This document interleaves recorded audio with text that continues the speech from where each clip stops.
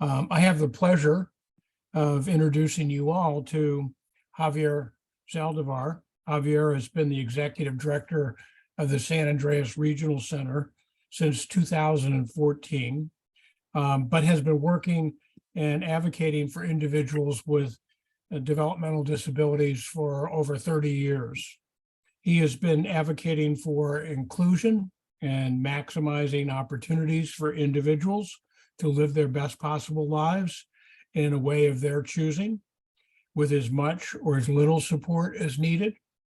He is a firm believer that an inclusive community must be cultivated by both private and public partnerships, and with good legislation which enhances the rights of individuals in all settings.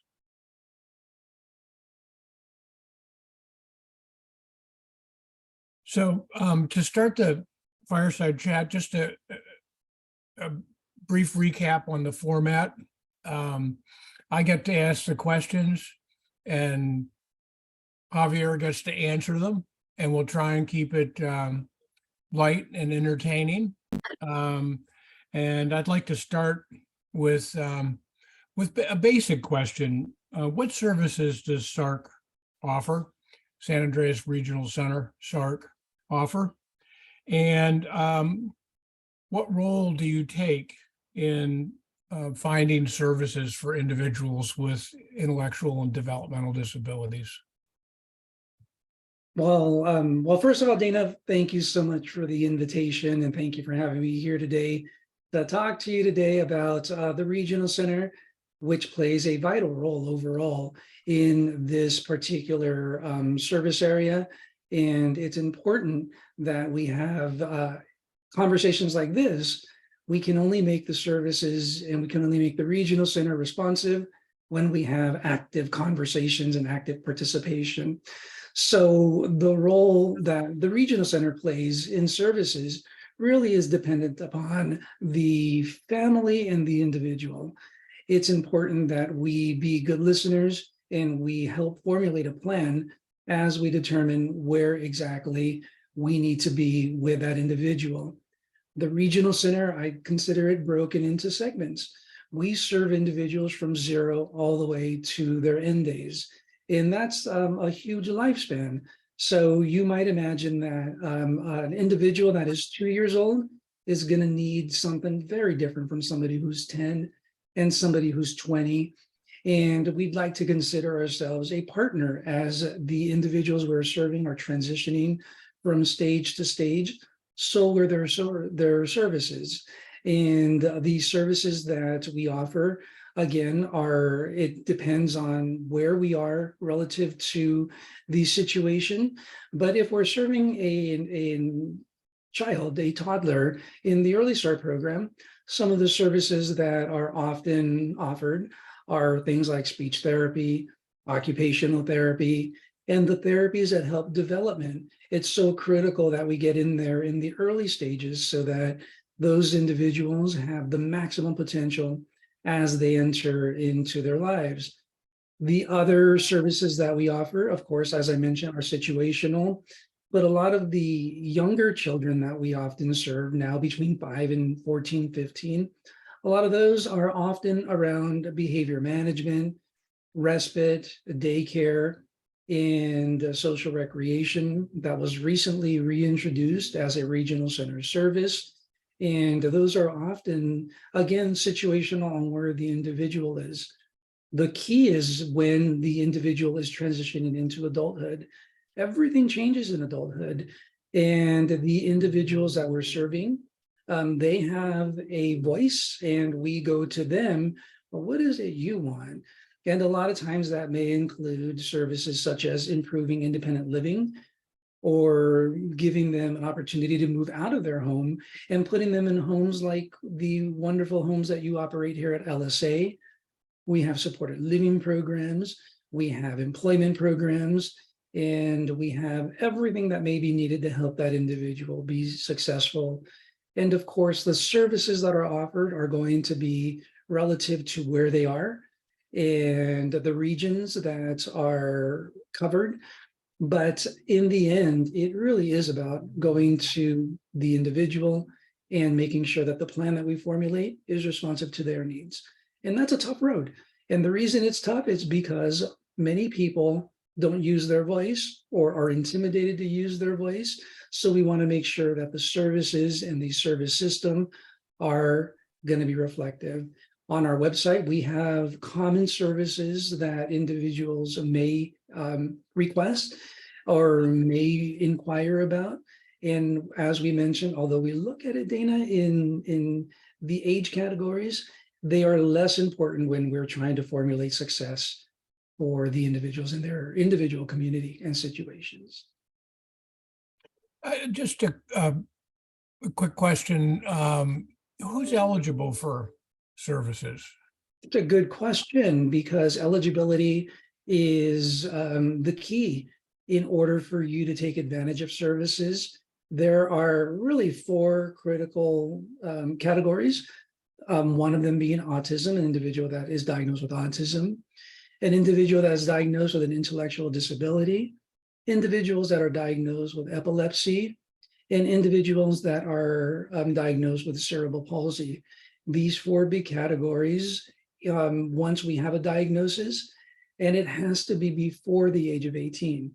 A lot of times we get referrals after the age of 18 when the diagnosis is made, but we have to be able to draw the line back to before the age of 18.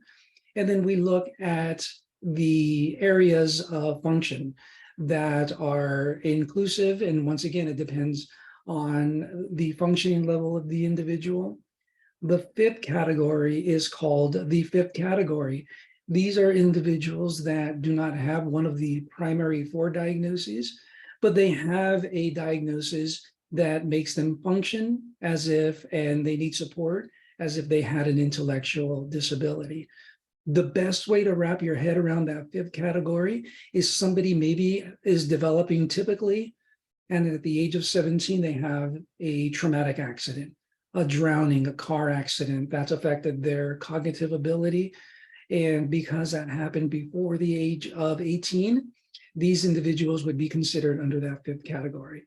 So even though we're looking, Dana, for the information before the age of 18, that doesn't mean that people can't be referred. We often get referrals for 40-year-olds, 50-year-olds when they are part of a family unit. And as the parents pass on, oftentimes if there are siblings or the family members, they don't know and maybe can't serve that individual. So we get referrals for services. And as long as we're able to draw the eligibility before the age of 18, we will be able to serve them. So we encourage people to definitely look at our website. We have not only a breakdown of these categories, but we have an FAQ, frequently asked questions that we've compiled over the years. And we also have a timeline, well, what's to expect. If I make a referral today, am I going to be eligible tomorrow? And of course, the answer is no, but on the website, you'll see a timeline and what to expect along the way as the eligibility is being considered. Fantastic. So we live in a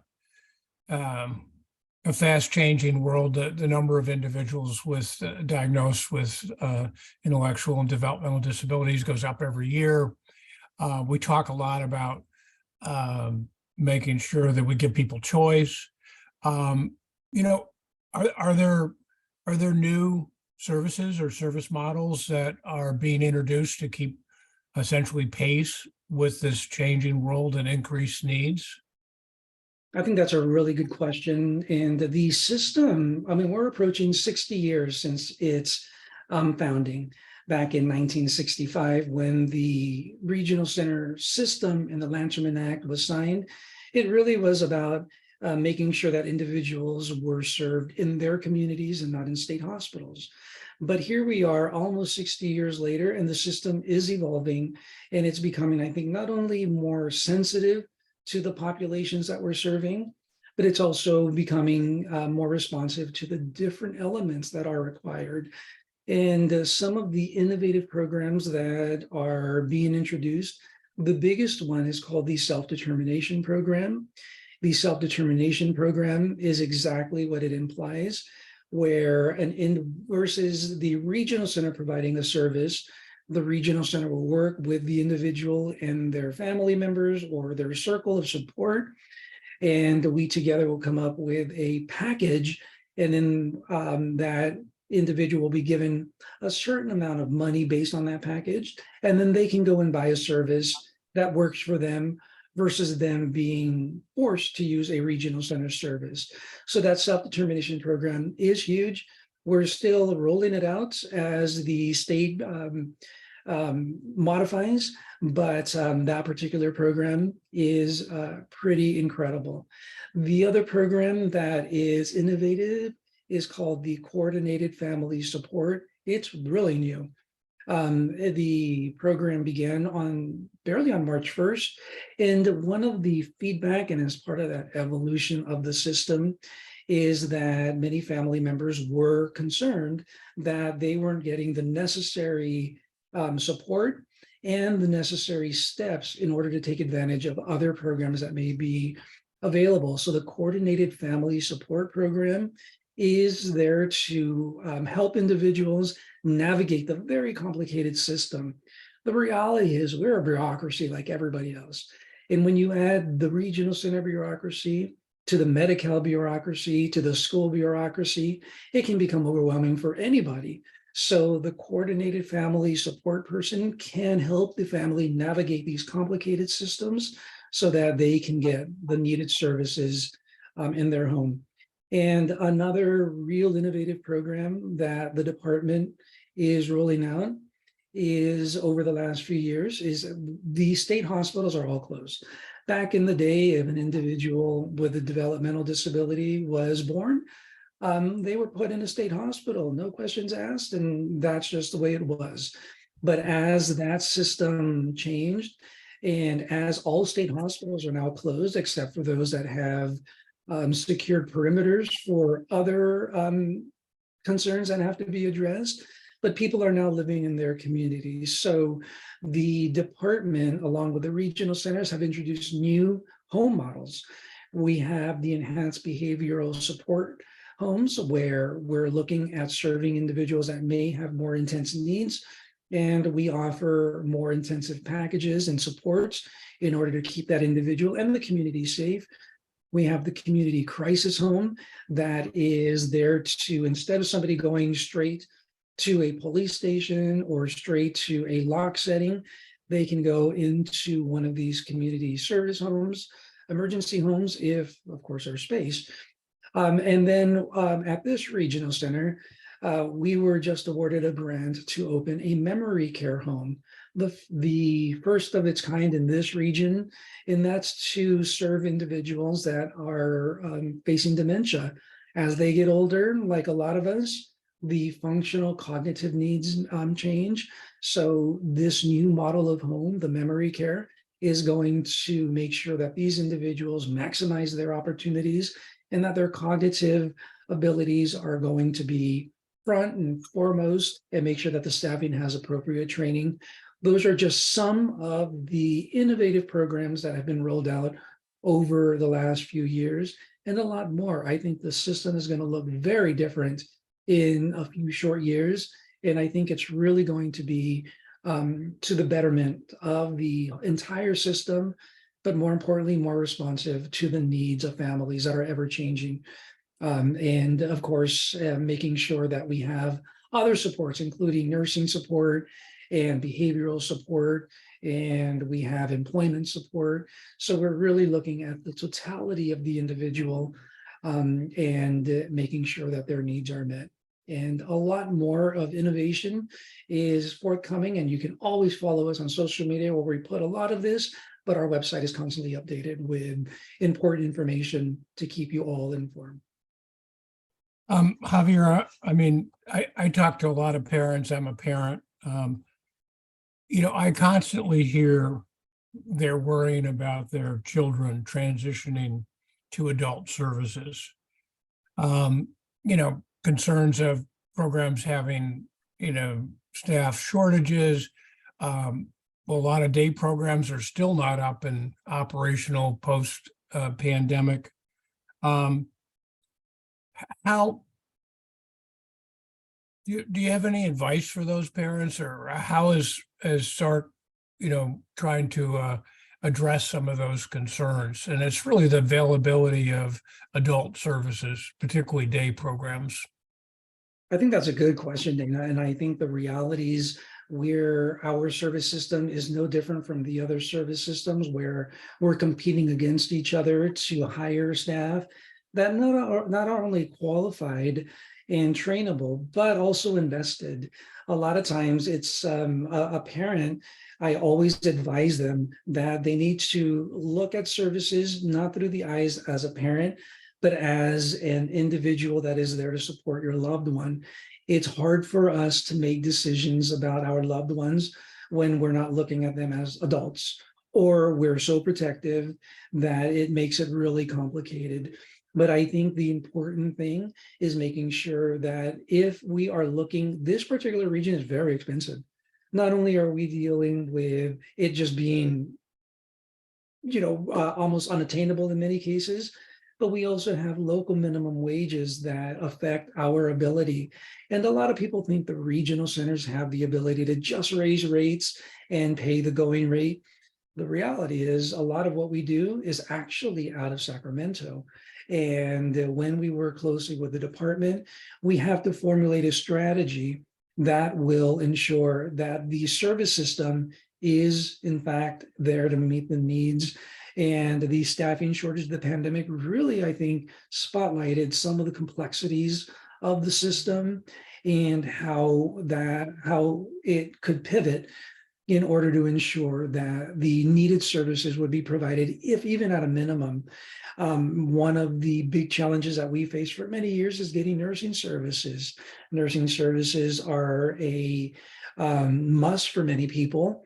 And in order for us to provide nursing services, they are often tied to what we call the standard, going rate that Medi-Cal pays. We can't go above it. We have no choice.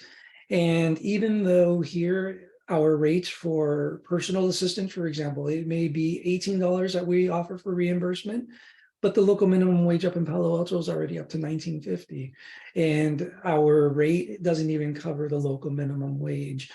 So for a parent, Dana, I think not only look broad and what the individual needs, and consider the area. And if you want to live in an area that is super expensive, make sure that the regional center be asking those tough questions. If your rate is below, how can you get me to a rate that is more acceptable? And the response that I would have, well, we have two ways we can go. We have something called the health and safety waiver, where it is a process that we go through where we work with a vendor, and the vendor will then, with the help of the regional center, come up with our position, why the person's health and safety is in danger. And in the case of minimum wage, it's exactly that. Well, we can't get any workers because our rate is below what the minimum is. And the other services that we may be able to offer is something called the 637 waiver. That's where we work with the department, and we can work outside of what is known as the median rate for our region, and work with the vendor to come up not only with a program design, but a rate that is going to be responsive to the needs of the individuals they are serving. It can be very complicated. It can be very time consuming. But I do ask parents, don't let us not respond to you, because that can be very frustrating, where your job is to advocate and to get the services that are needed. And our job is to communicate every step of the way so that you know where we're going to be. It is a complicated system, and many of the challenges we have are not above us getting over the hump, but it does take careful coordination, honest discussion about the needs of the individuals, and making sure that whatever service we end up with, that it's going to be a benefit to the individuals that we're tasked with providing services for. I wanted to thank you for that memory care home as part of the group that's been, advocating for that for the last few years, and really appreciate that that you all stepped up to the plate on that one. And I'd like to see more of that where, existing service models or service plans, may not be sufficient to provide what's needed. It's along those lines, though. I still hear a lot of service providers closing, residential care providers that are shutting down. Have you seen any changes in that area? Well, we've seen a stabilization. There was a moment there where the number of programs that closed became so significant that we added it as a standing item for our board of directors for them to be briefed on where we were relative to programs operating. We have seen a stabilization, but we also haven't seen a lot of growth. And a lot of growth is really tied to the regional center's inability in many cases to offer startup funding.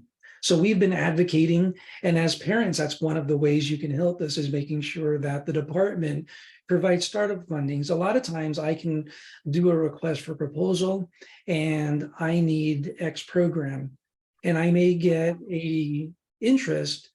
And a lot of times they ask, well, how much money do you have to offer us in the development of the program? And unfortunately, we don't have any. There's something called the CRDP, and that's the Community Resource Development Programs, but those are very limited and tied to specific projects such as the memory care home. So for that, I have startup funds for acquisition of a home and for the development of the program itself. But if I needed just a regular program like supported living vendors, we have wait lists for many of the supported living programs. And unfortunately, that is not falling under the CRDP. Therefore, I can't offer any kind of startup funding. So the short answer to your question is there's been a stabilization, but unfortunately, we have not seen a lot of growth in any sector aside from the very specialized projects related to the state hospitals closing. Yeah, interesting. Kind of a dilemma, but I'm glad we're seeing some stabilization. Adia, I'm thinking that you have something to say here. Yeah, I think it's time. We just ran out of time, and it's unfortunate because there's a lot to talk about, isn't there? I see the Q&A session lit up. So, gentlemen, is it a good time that we can transition into some audience questions? Yeah, I'm certainly here to answer questions as best as I can. Yeah, Okay, great. I say bring on the tough ones. Okay, all right.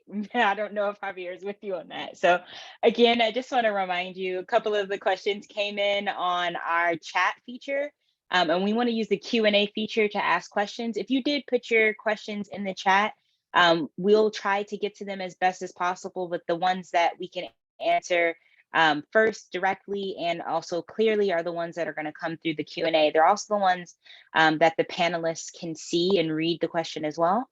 And so I'm going to start from the top that came in through the Q&A, and hopefully we're able to get to the ones that came in through the chat feature. This one's actually for you, Javier, and it says, how does coordinated family support differ from the work done by service coordinators?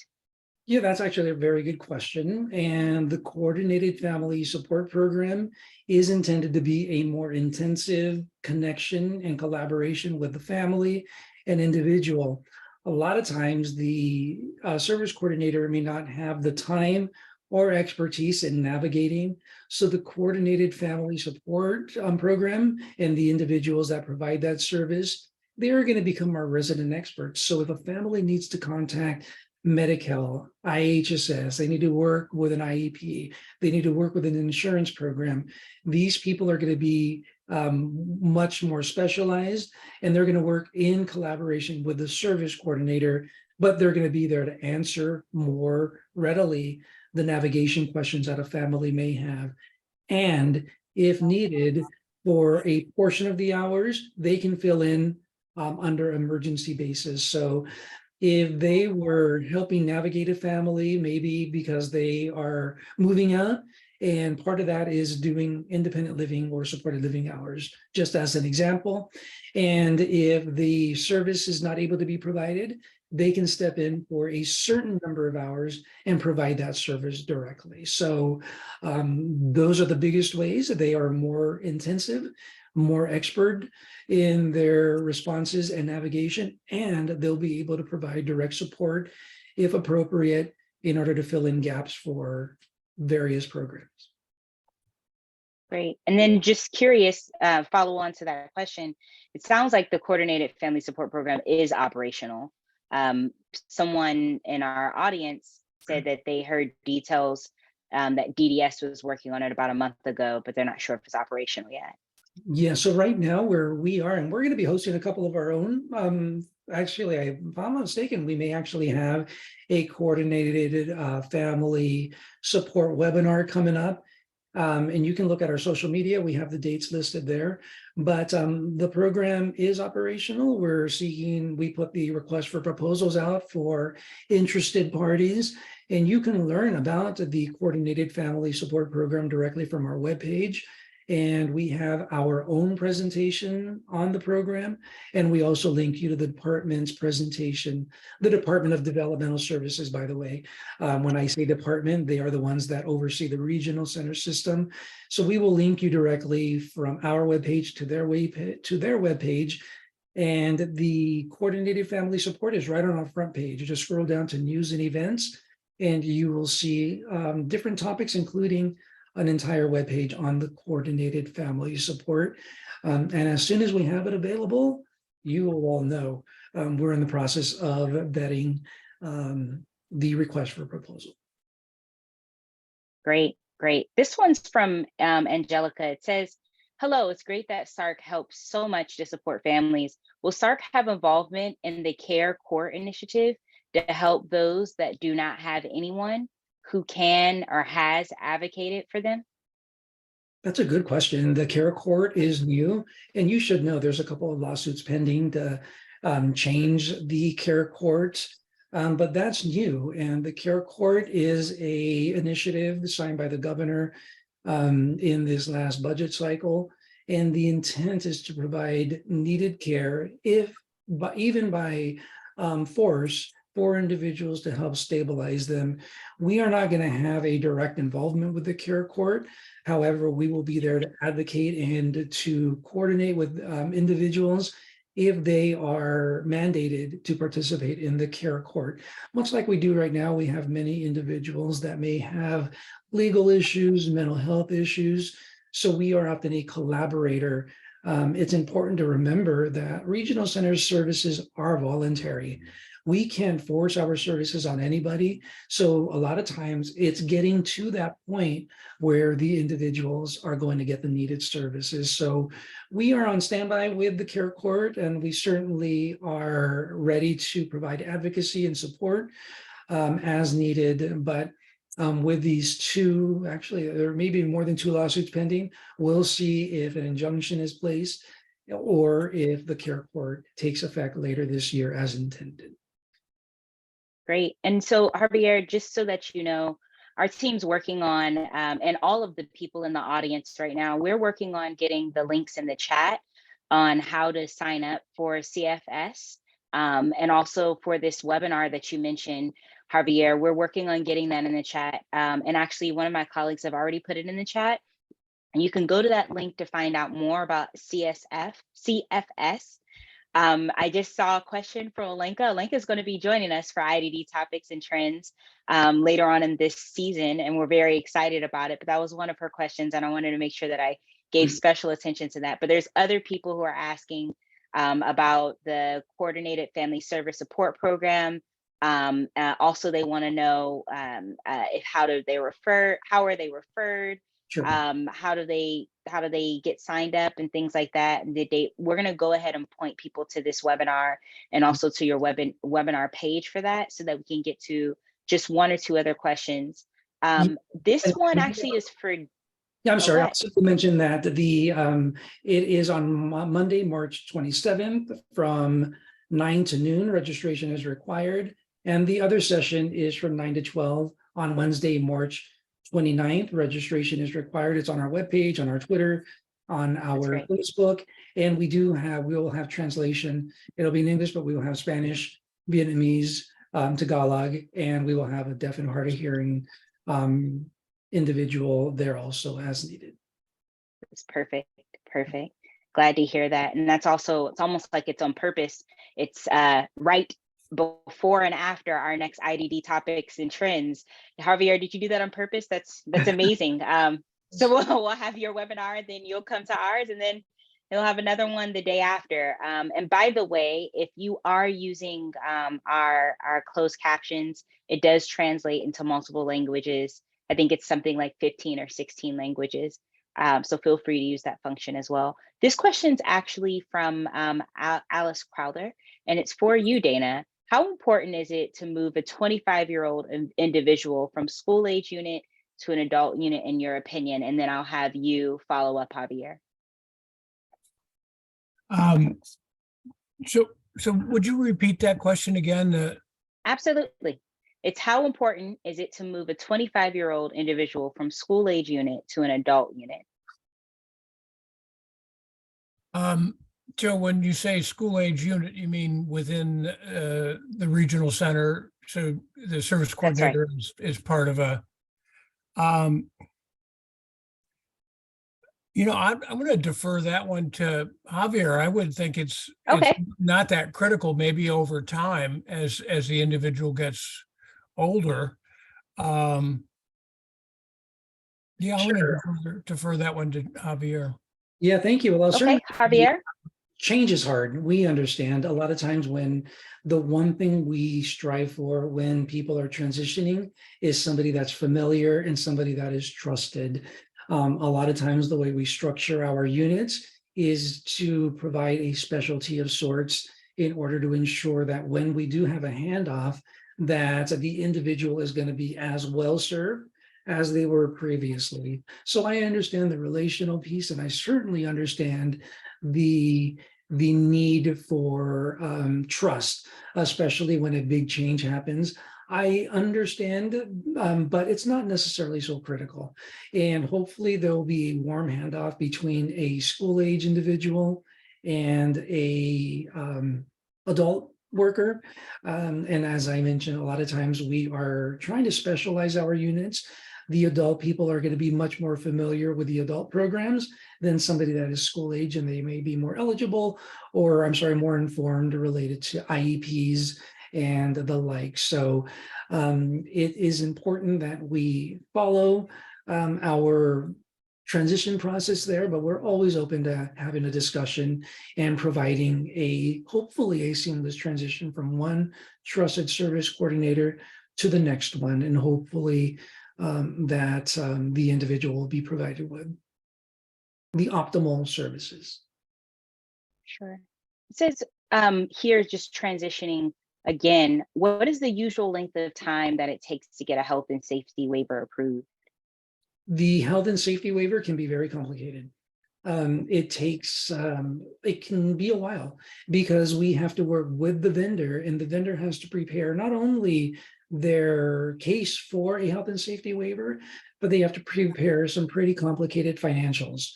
And then once we get all that information, then it comes internally, and we have to prepare our own reports based upon their reports. And then it goes to the department in Sacramento. In all transparency, I'll tell you that it can take months to get a health and safety waiver approved. However, we do have assurances from the department that for critical support, we may be able to get a health and safety approval within a 30-day time frame once they get the completed package. I'll tell you, the biggest barrier is getting the information from the vendor, because it is complicated, and I wish it was just making the request, but it's not. It's making the request and going line item by line item and looking at everything from the rate that is currently being given, and then the new rate, and then all the path and how they got to that new rate. And it can be a lot of back and forth. We have really good people internally that are working to make it as seamless as possible, but I don't want anybody to walk away that it's a simple process, because it's not. It's actually one of the most cumbersome processes that we have. One may argue, I Yeah. would argue it, but Yeah. that it is complicated on purpose.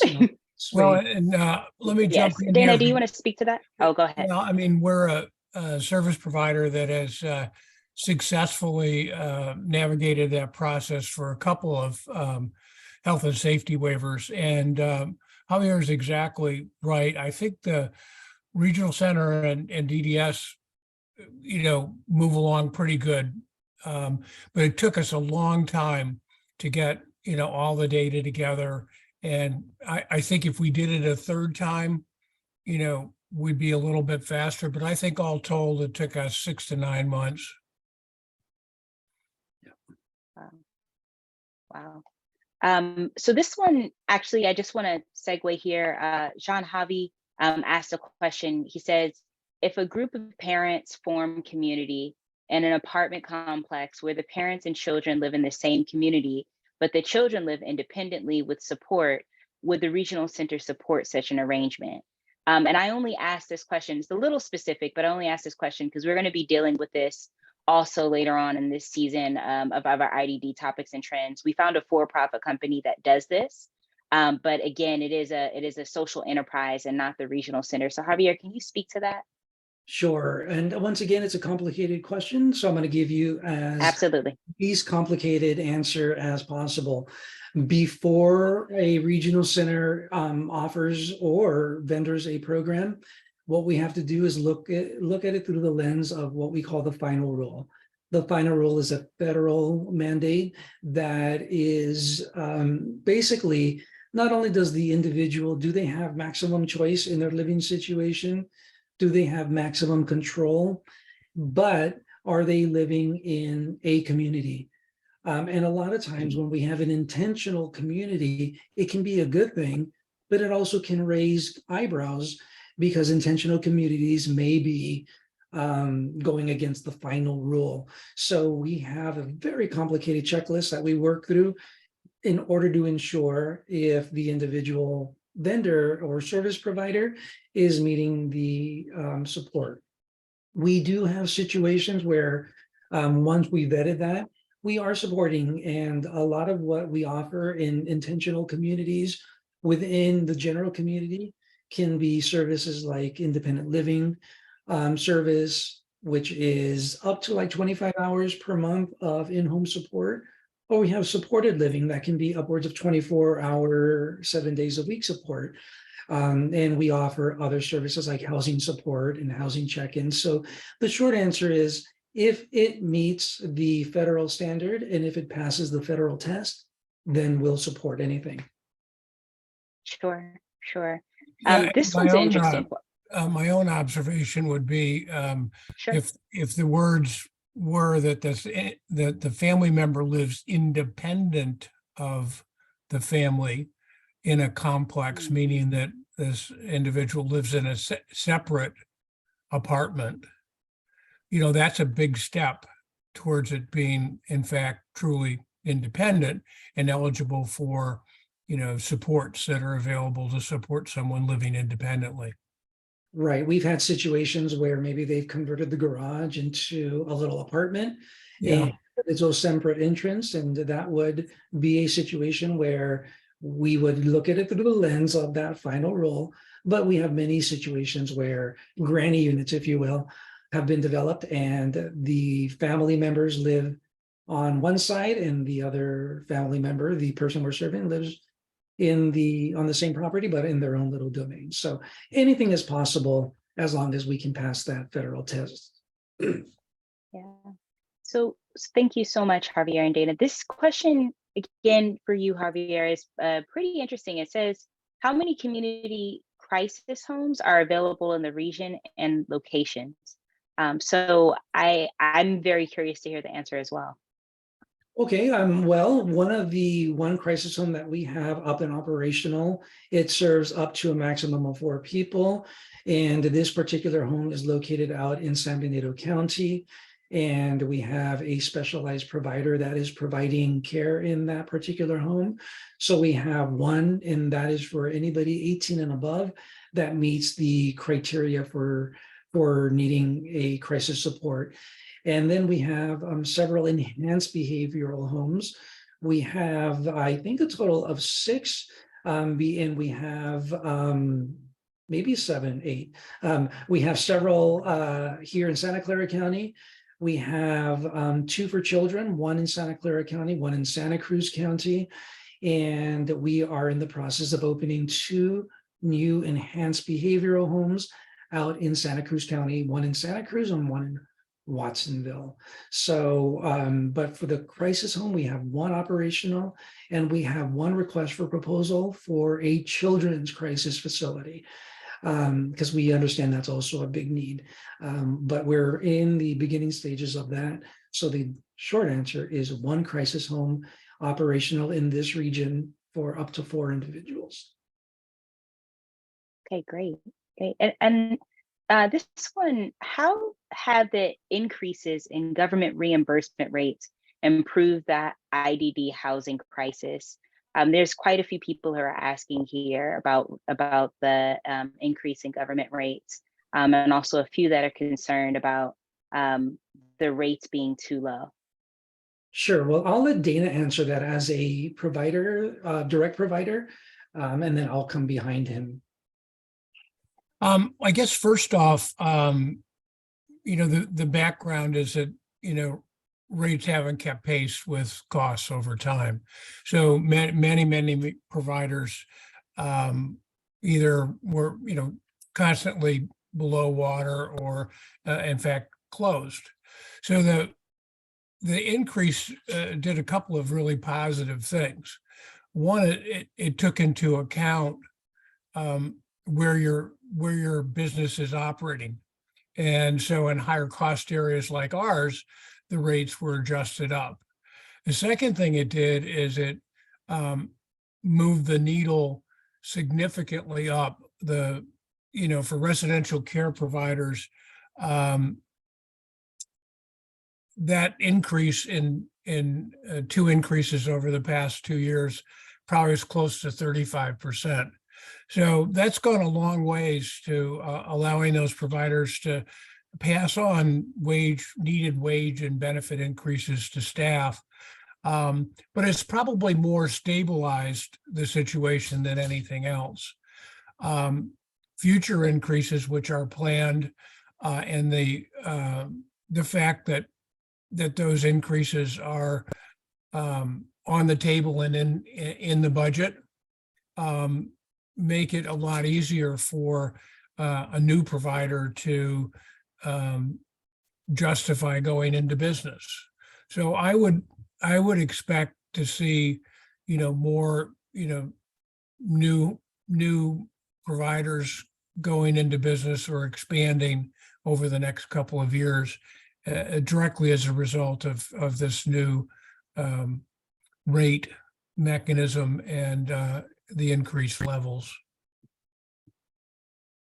Yeah, I would agree. Thank you, Dana, that it certainly has helped. It hasn't necessarily stabilized throughout. As I mentioned earlier, we don't have a lot of new vendors that are coming because the rates, think of it this way.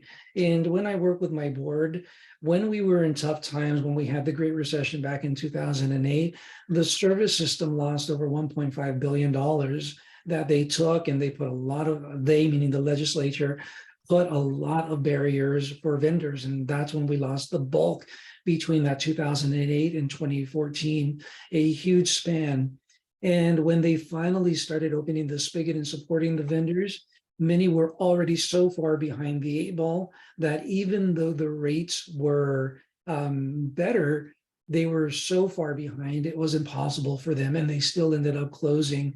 And so it's important that we work with legislators. We're having our legislative day on April 29th, a little commercial there. And we love having providers and family members. It's important that they know decisions they make have lasting impact.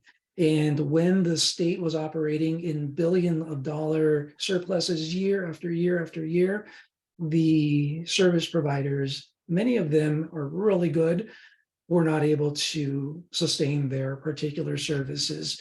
A perfect example is nursing. Nursing has been frozen for years. And the ability for us to raise the rate, we don't have the ability to raise the rate. So we have a lot of people that are in need of nursing that are barely making it with what little support the EPSDT program or the nursing program can supply. So it's really important, an opportunity to use your voice. We need more vendors because we don't have a lot of them. We have wait lists for most programs now, which was never the case back before we were in this situation. Javier, that reminds me, so what can our listeners, do to help or to get more information? Always think of an elevator. I always say to family members, have an elevator pitch ready to go. The average legislator is going to give you 60 seconds of their attention because they're getting special interest from every direction.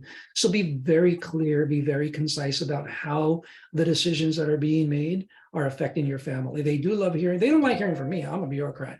They love hearing from the families and their constituents and how they are being affected. We have a lot of good legislators. We have a lot of new legislators, which is why we are having our day. And remember, a lot of state legislators started locally. Never forget that many of the legislators that we have currently in office started out as mayors, city council people. So engage them at every level so that you can ensure that your voice is heard. Without your voice, you're going to get whatever we give you. With your voice, and this is why the service system has changed so dramatically over the last few years as people started using their voice. So be very clear, be very concise on how services are being affected and why your family member deserves to live in their community. That's great. And before we close out, because we have far more questions that then we can answer for the time is closed tonight. And thank you so much again, Javier, for kind of singing for your supper tonight. You're taking all of these questions. You too, Dana, just taking all these questions in stride. But there's so many more, and I know that we can put a link and an email down here for other personalized questions that we weren't able to get to, or maybe they were too specific. I've been trying to lump them together. Can you help us and share with us? I know that there's a self-determination webinar coming up, and that link is also in the chat. Someone asked anonymously, how do I know if self-determination is right for my child? That's a very good question. I would encourage you to go to the orientation where they give you a broad overview and they compare not only here's what you get in the traditional model, but here's how it may translate in self-determination. It all starts with you being ready to listen to the information. And so I would encourage you, go to the orientation. It's a great first step. You can go through our website and we have our own managers that do orientations, or the State Council on Developmental Disabilities also does self-determination webinars, and we have their information linked on our webpage also. And our local self-determination committees are putting together a specialized website. If you are interested, we do have our self-determination committee meetings that occur on the fourth Thursday of every month at 10:30. I think fourth Thursday of every month. And you're more than welcome. Most of them are now on Zoom, and you can get that information on our website. And we're putting all of those links, as many links as we possibly can for a lot of the things that we reference in this webinar down in the chat. We also will have this recording available on YouTube as well as on our webpage, and the transcript of that after this talk is over. There's quite a few questions that are asking about hours, about coordination. Olenka again says, can't the SDP be a perfect way to address the pay gap for service providers and serve as a way to elevate compensation for individuals and to support new programs? That's a pretty good question. The short answer is it can. But remember, every decision that's made in self-determination is going to have a ripple effect. So if we gave you $1,000, just $1,000, and for $1,000, you hired somebody for $100, so you're going to get 10 hours of the service. But if you wanted to pay somebody $200 for said service, and that means the amount of hours available is going to shrink. But you may get a better qualified staff, a more compassionate staff, a better trained staff. It's going to be a balancing. So I would certainly encourage people to work with their independent facilitator or their service coordinator in order to weigh those decisions. But that was a very high level way of looking at, yes, you can, but there also may be Repercussions. Mm-hmm. Oh, okay, great. So then, Javier, I think that we can close with this question. And again, if Javier and his team will be getting all of the questions that were asked tonight and who asked them. If you want to leave your question in the Q&A, even though you know we don't have time for it, all of them are going to be handed over to his team, and then they'll have anybody who registered for this webinar, they'll have your email as well. But a better way, a faster way would be to hit the links that we're giving to you, as well as use the email that we're sending in the chat in order to get your information or your questions over to them, especially if they're specific. I think we'll end this evening with Javier, as you sit here today, what's the #1 issue that the system is facing from your perspective? I think the #1 issue is ensuring that the service system, we have people to work it. And I think a lot of that is very tied to the rates that are being offered. And regional centers' hands are tied. We can't go above the median rate, but I think making sure that we have appropriate staffing. I can get you a body. That's not the problem. But what good is a body if they don't? When there was a time when I would tell a family member, we don't worry. The service providers that we have are plentiful, and they're going to treat your loved one like you would.